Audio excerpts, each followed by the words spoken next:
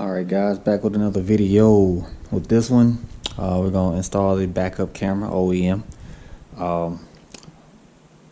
First thing we're going to do is, if I can find my little piece here, I made an interesting piece, which basically what I did was took the 3M adhesive sticker that comes with the camera that allows you to mount the actual bezel to the trunk.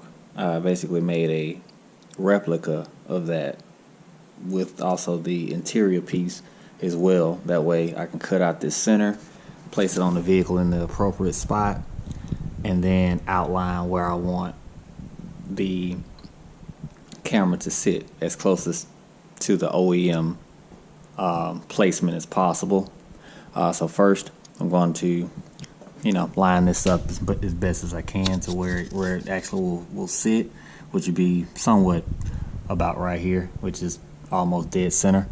Once I get this placement put here, I'll then kind of mark it off and then cut out the center here, so I can then draw the outline of where I want the actual camera insert to be, and then start cutting, guys.